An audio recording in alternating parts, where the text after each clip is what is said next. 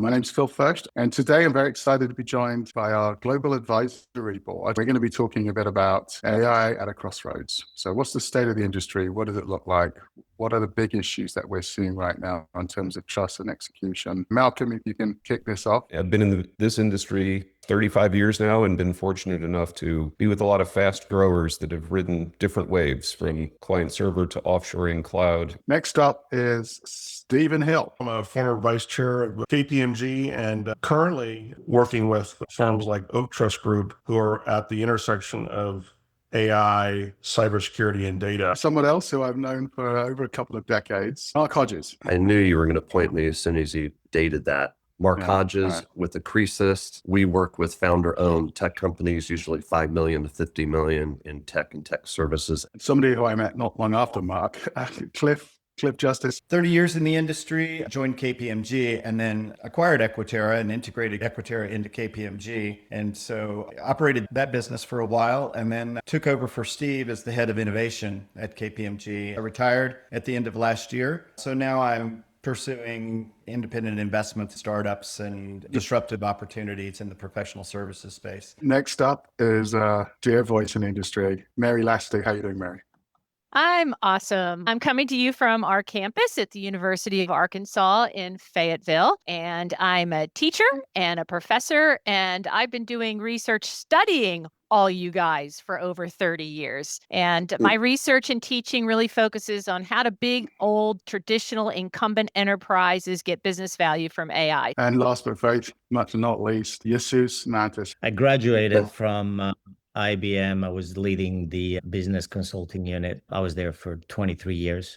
What I'm doing recently is I'm in a few boards. So I'm in the board of a company called Biogen, a company called International Flavors and Fragrances, a company called Neurofab, a company called DVLP Medicines. And the most recent one is in the board of Patrick J. McGovern Foundation, which is one of the largest funders of ethical AI applied to societal problems. Let's get into the first question du jour. And my favorite topic is the AI velocity gap, where fear is your biggest competitor. So as individuals, we're sprinting ahead because we can tolerate imperfection. But as enterprises, it's siloed systems, tribal knowledge, compliance paralysis. How do we close this gap? Because I think enterprises are going to lose their top talent if they can't really embed AI as well as we're doing in our personal lives. I think we're beating up on our big old incumbents a little too much. They do face realities that we as individuals don't, right? They have to mitigate risks and they do have to comply with all laws and regulations. And probably the bad news is they didn't start when ChatGPT came out. They started a long time ago. And so you also talk a lot about data debt and technical debt, and they've largely dealt with that. So they're in a better position then to launch off and get business value from AI initiatives. We're really finding that in the future, every leader is really going to be managing both a human and a digital workforce. We learned from one of our retailers, it was like they don't micromanage their human employees, but if one of them goes rogue, bam, they have security measures. Immediately you isolate, you deny the access. And they're saying they're building the same types of things for their AI agents. What's surprising when selling to large enterprises is how siloed and fiefdoms they are and how they equate the size of their budget and the number of people to their success. So I think that the compensation scheme hasn't caught up to the business outcomes that HFS does a great job of emphasizing. I think the enterprises that have done well with RPA and intelligent automation, how they introduce that and how they govern it, they're going to be a lot more successful at taking advantage of AI. Right, good. I'll also ask the views of Steve Hill. You've seen a whole plethora of tech impact industry.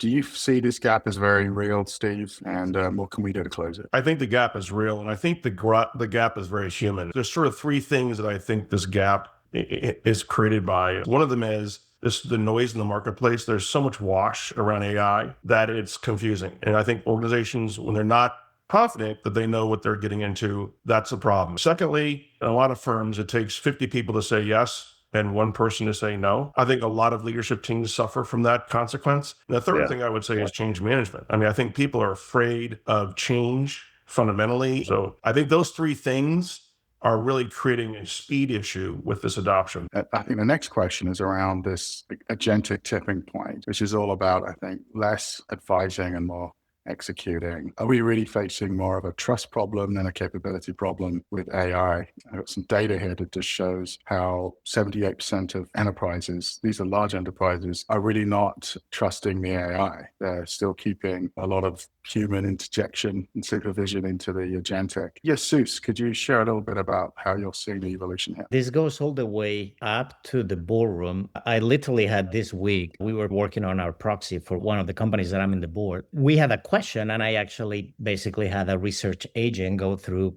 ISS, all precedent, a lot of paper, and come up with a recommendation on what we should do. The chairman of the board came back, he's like, well, I'm glad you trust AI because I don't. The explanation that this person gave is like, well, I don't trust what I don't understand. And I said, well, do you get on a plane? Because I'm pretty sure you don't understand all the aerodynamics that go into that plane flying. I think there is a couple of other things that get in the way when you get in the execution side. I think there is a bias for inaction, meaning if you do something and it's wrong, you could get fired. But if you do nothing, you don't get fired. So you're basically motivating inaction as opposed to taking a risk. And the one thing that I'm hopeful about, I've seen actually one company build a observability layer of AI, but they can tell, well, yeah, you're using AI to rewrite emails or summarize articles, and somebody else is using AI to like vibe code. Somebody else is actually using AI to make decisions. I think then started surfacing that a factual use creates a motivation for people then to come to the other side, which is to actually use AI for execution. Getting people to share their personal experiences is a best practice within a company. People often don't. They feel like they got an edge. Another thing we picked up on is just this, there's a real lack of a strategy. And you can see here across Global 2000, these are leaders in organizations. Only 14% actually have a clear strategy. Do you think this is a serious issue? It's still early for large enterprises to rewrite their whole business model and their whole operating model around something that's as transformative, especially as agents that actually carry out tasks. There's going to be things that you'll trust the agents to do that if an agent does make mistakes, it's just not as critical. So trust will be seen as a different imperative in some areas than others. Take autonomous cars or autonomous planes. You'll probably have a pilot if you have planes carrying 200 or 300 people for quite a long time, because that's just a different calculus than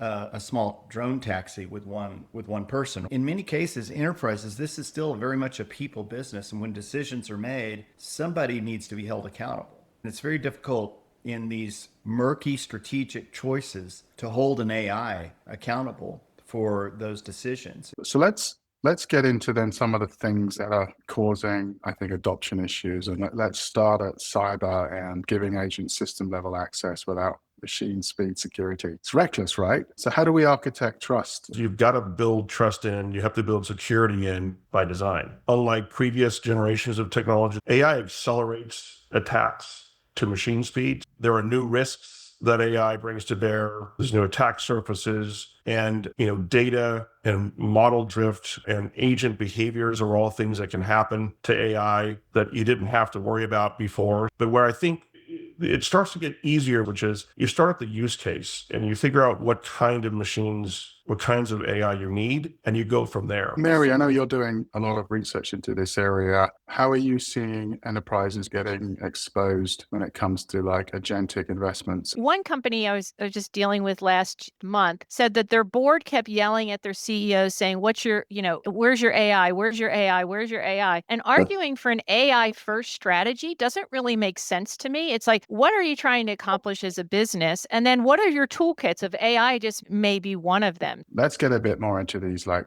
debts. We try to understand what is holding enterprises back from achieving their goals. The biggest issue is process debt before everything else, even data and people. We think like a $10 trillion debt pile that companies are suffering from. So how do we start to eradicate these debts? The main question to ask, is there clear and accountable process owners that have the competence and the mission to reinvent those outcomes by whatever mean. And by whatever mean, it could be they can outsource them, they can improve the technology, they can do whatever. In my experience, the technical debt is a consequence. There really isn't an established governance around what their process and process outcomes are. And because of that, that actually results on technical debt. I'm working with a couple of companies right now. They're going through their ERP upgrade cycles. And that constant is still true, is there is no real benefit to upgrade technology if there is no process ownership. So what I recommend the companies start with the what Steve Jobs used to call the single accountable individual. Just one person that says, you're going to redesign account receivables, and it's you, and that's it. And you make all the decisions. You can bring everybody, you can do as many design sessions as you want, but you're going to reinvent by all means necessary in that context. If not, you end up with another 3-year ERP upgrade cycle. Yeah, I've seen those cycles even longer. Let's take this to the debt that we didn't discuss. Steve, you've got a big view here that it's really the leadership that holds it all back. It's about conviction. Change management is one of the biggest underappreciated needs of real transformation around AI. A lot of people are afraid of AI. They're going to think that it's going to take my job.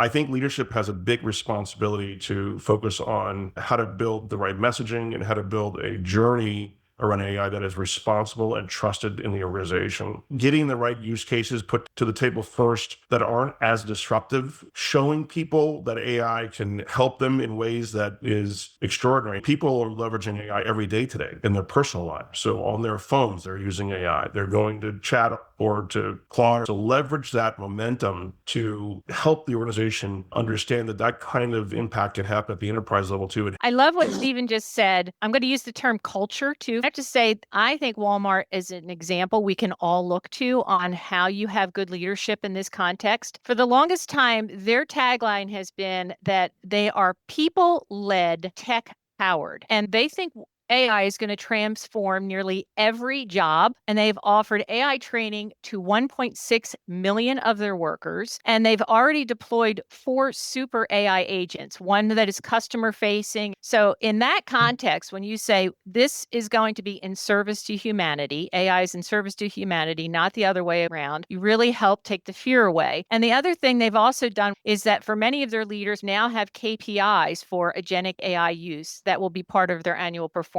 evaluations. The other thing is their investment that they had made in good data. I think the first agentic AI case study we did at Walmart was published in the Harvard Business Review in November of 2022, where they were using AI agent chatbots to negotiate contracts with their tail end suppliers. I mean, that's a long time ago in the world of AI. I'll just put something out there. I think we all need to reframe this issue, and we have to stop protecting jobs and start expanding value. And that's how you're going to win. We hear it every day. The machines are coming for our jobs. I'm not going to insult anybody by saying that fear isn't real. Of course it is. But every time we faced a productivity revolution, the people who thrived weren't the ones who clung to the old ways of work. They had the courage to redesign work and what it actually means. And in particular, rethinking middle management and replacing that with AI. The data's clear here. Over half employees are just plain scared. But how do we get past this fear of AI to more confidence and more excitement? The firms I'm seeing that are being most successful are going after the low-hanging fruit with AI and then communicating that back to their talent. So I think of an outside-in and bottom-up framework. So what is outside in? Every Fortune 500 spends hundreds of millions on outside vendors. Those are the areas that they should be automating very, very aggressively and doing that with their employees, because that's money you're spending on outside resource. It's not a threat to your employees. It's like in gaming, when you go from like looking at the map to the first player view, you have to look at this from a first player view of each employee. In my prior firm we actually came up with a framework that had 3 simple premises. We call it make it clear, make it easier, make it worth it. So every single quarter, we would make clear what the desired behavior change was. The second one is you make it easier. Human behavior is easier to nudge when you give the human a choice architecture that is A, B. So if A is don't use it and B is use it, make B easier to do than A. And then the third one, which is make it worth it, because in many companies, it's still like, hey, you need to have like 100 people reporting to you before you get promoted. Well, do you think I'm going to be motivated to actually automate anything? Or will I be better not automating and having a lot more people reporting to me so I can get promoted and then it's somebody else's problem? Let's get on to the next topic, which is the convergence of services and software. And you can see we had this tech vision. We actually reduced it to 2028 from 2030, but you can see the shift away from effort-based services to platform tech-based services. This is where enterprise clients want to go. They're aspiring to get to services, software, outcome-driven models within sort of 3-4 years. And you can even see different ways that the SaaS and ERP traditional world is converging with service providers and natives to drive this shift.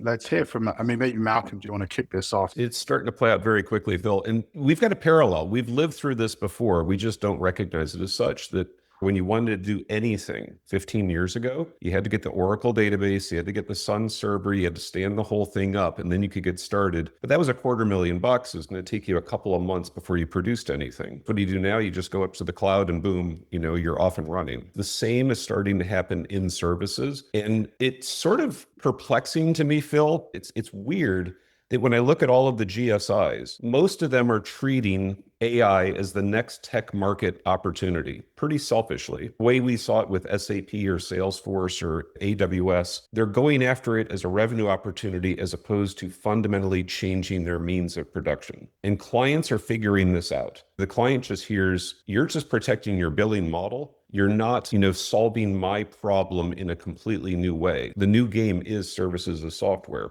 So sell the outcome, sell the result. But the GSI community is going through a classic Clayton Christensen innovator's dilemma. So if you're the client partner, and let's just say that American Express is your account, and last year you billed them $100 million.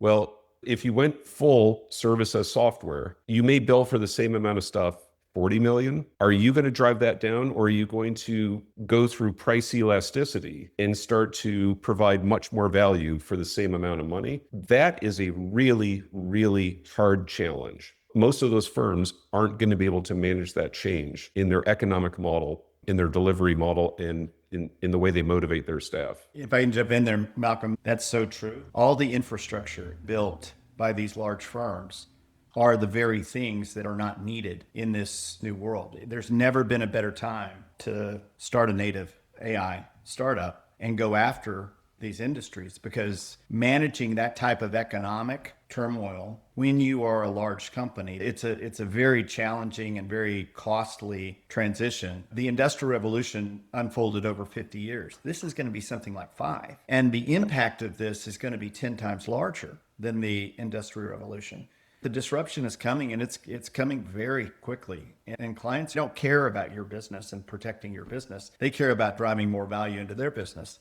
And at the same time, their business is being disrupted as well. One of the canaries in the AI coal mine is the customer experience function, where it used to be labor-based call center BPOs. And it's fascinating. We have a client who provides advisory services to the buyers of customer experience and call center, and the difficulties they have in coaching and training legacy customer experience providers to actually provide AI solutions without compromising their margins is incredibly difficult. So I think that's a good business function to look at, to see the speed that the provider and the customers are trying to pedal to keep up with that. We had a comment from Vinod Khosla, famous entrepreneur, where he predicted that IT services, the way it is just going to be dead in 2030. So let's think a bit more about, can this industry survive? Where we're going. Is India in a perilous situation because it's built up millions of jobs in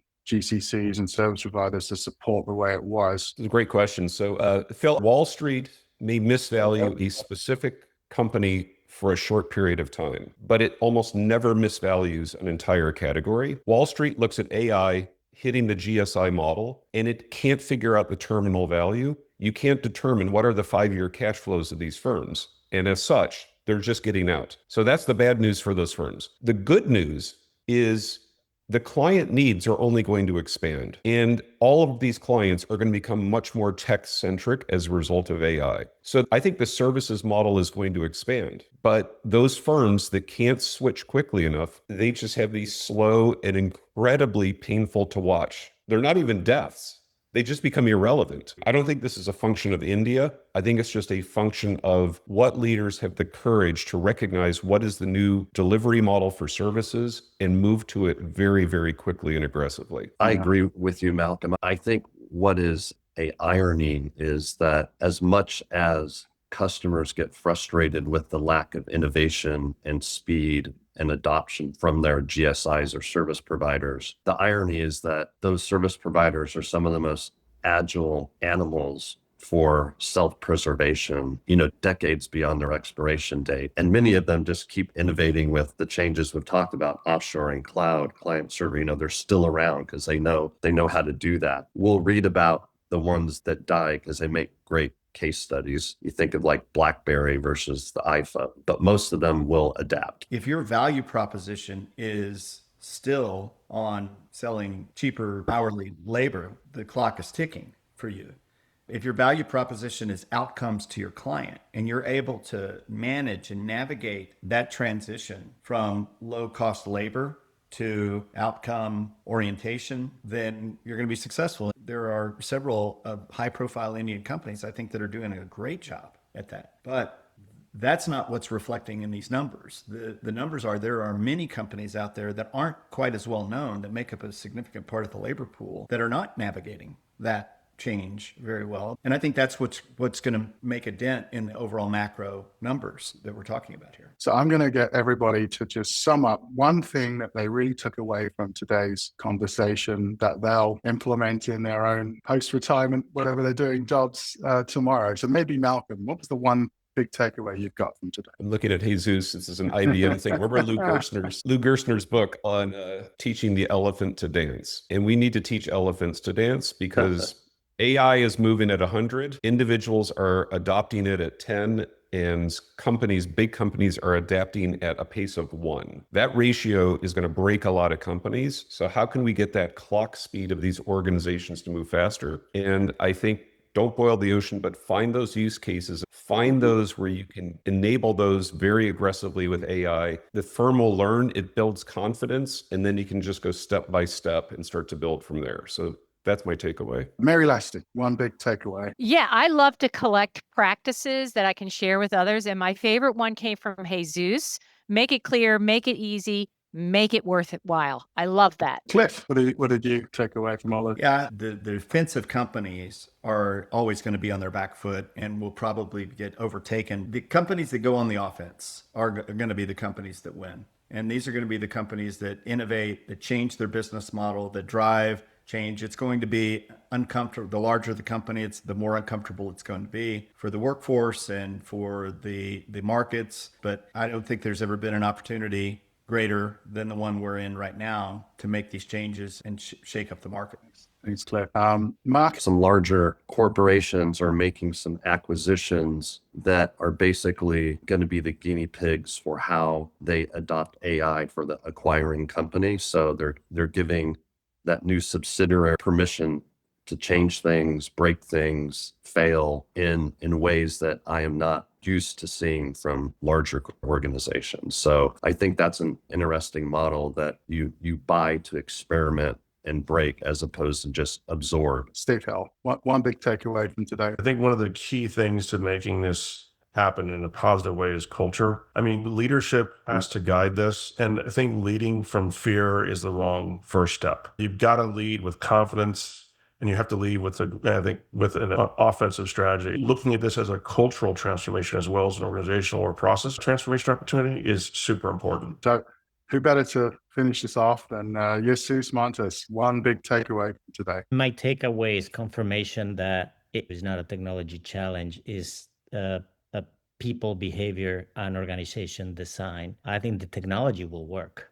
I think is how we rewire the organizations, who does what, and then how we rewire the interest. I mean, think about that. The org charts that we use to operate most of our companies were designed like 200 years ago. It definitely, it can possibly be the best way to organize the work. So I think my takeaway is confirmation from my fellow panelists here that I think the bigger work is if we fix that, I think everything else will get fixed. I think a lot of this stems back to middle management bureaucracy. It's held us back for a long time, but more than ever. And I've seen big agentic deals really struggle because the C-suites decide what they want to do, and then they go down to their teams below them. And it's at that level that they really struggle with the change. And I think you've hit the nail on the head. These organizations aren't designed 2030. They're designed for 2015 or 2010, and that needs to be a big shift. Well, this has been a terrific hour and a bit, and I just wanted to thank everybody here for their time. Really thank you all as well for being part of our Global Advisory Board. And this is what we're meant to do, is get together, share our collective news, and learn from each other and share it with the industry. So I look forward to seeing many of you in New York City for our summit in May 13, 14. And thank you very much for your time today.